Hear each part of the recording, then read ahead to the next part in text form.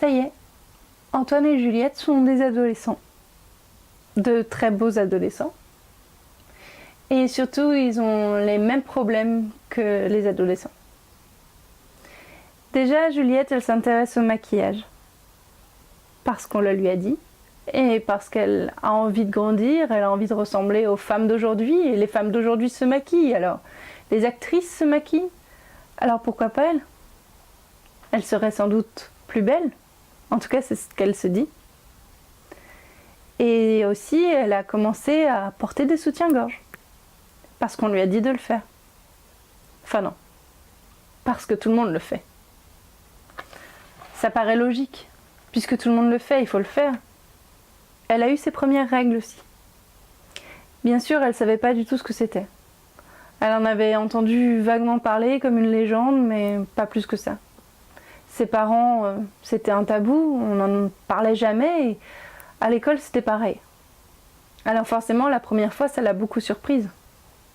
Elle en a parlé à l'infirmière de l'école qui l'a aidée, et puis l'infirmière de l'école a fait le relais par rapport à sa mère, et sa mère a eu l'air d'être contente pour elle, et même de signifier que maintenant elle était une femme, alors que avant elle s'était toujours considérée comme une femme.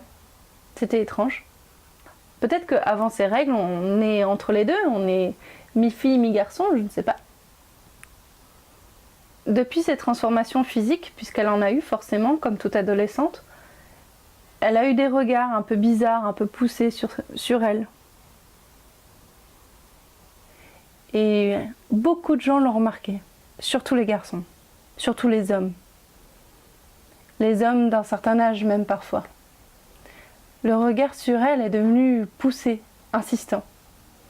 Maintenant, chaque fois qu'elle va au repas de famille, on parle de ses seins, on parle de la longueur de ses cheveux, on parle de sa peau, on parle même de ses boutons, on parle de tout.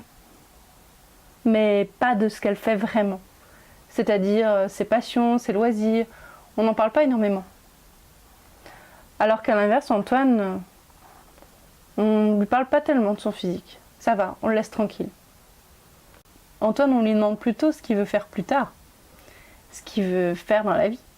En parlant des loisirs d'Antoine, justement, il est un peu plus porté sur le dessin que sur le foot, aux grandes dames de son père.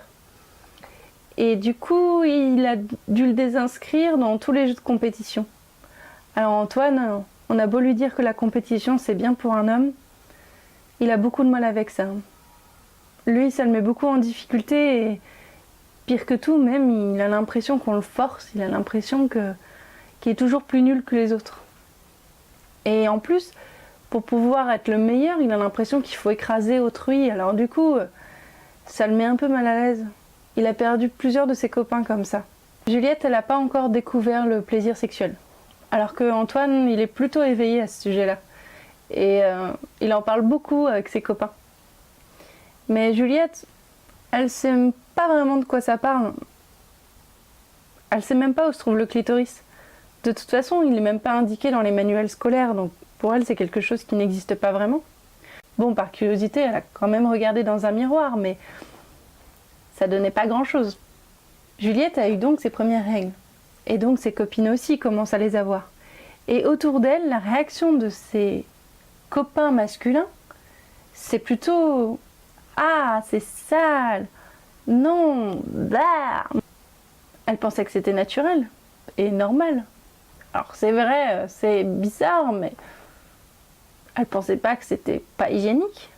Elle pensait que c'était juste normal. Visiblement non. Alors elle en parle pas. Hein. Et si elle les a et que quelqu'un le découvre, c'est la honte.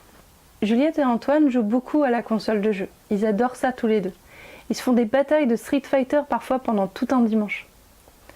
Par contre, quand ils vont à la médiathèque, c'est vrai que Juliette, un peu déçue, elle se tourne plutôt vers les bandes dessinées ou les livres, alors que Antoine se rue vers les jeux vidéo. Elle se sent pas trop à sa place parce que c'est vrai qu'on voit jamais de filles là-dedans. On voit surtout des garçons. Elle aimerait bien foutre la pâtée aux copains de Antoine, mais elle ose pas. Elle les regarde jouer. Elle fait comme si elle s'y connaissait pas. Et Antoine, il pense pas à la valoriser à ce moment-là. Il se dit juste qu'elle est plus timide que les autres. Comme d'habitude, au collège et au lycée, on apprend à Juliette que les femmes sont plus organisées, plus soigneuses, plus sérieuses aussi au travail. Alors que pour les garçons, du côté d'Antoine du coup, ils sont plus indisciplinés, ils sont en train de défier les règles, ils sont du coup au contraire complètement désorganisés, désordonnés, bordéliques, sales même parfois. C'est vrai que la vie des garçons a l'air plus trépidante. Mais c'est un garçon, et elle, c'est une fille. Et dans toutes les représentations encore, au cinéma et dans les littératures, c'est la même chose que quand elle était petite. Les femmes sont des êtres fragiles, qui ne sont doués que pour avoir des relations sentimentales ou sexuelles, et les garçons, ils sont plus aventuriers, ont besoin d'action, alors que les femmes, visiblement, c'est pas leur préoccupation. Il y a un truc qui la chiffonne quand même. Dans son enseignement, que ce soit au niveau des artistes peintres, des artistes littéraires ou des personnages historiques, on lui apprend que des noms d'hommes à retenir. Étrange. Principalement, bien sûr, il y a peut-être 2-3 nanas qui se baladent, mais dans tout son cursus scolaire, elle est assez étonnée. C'est comme si il n'y avait pas eu de femmes renommées, ou comme si les femmes étaient moins intelligentes, ou comme si elles méritaient moins d'être connues, ou comme si c'était plus difficile pour elles d'être connues. Étrange.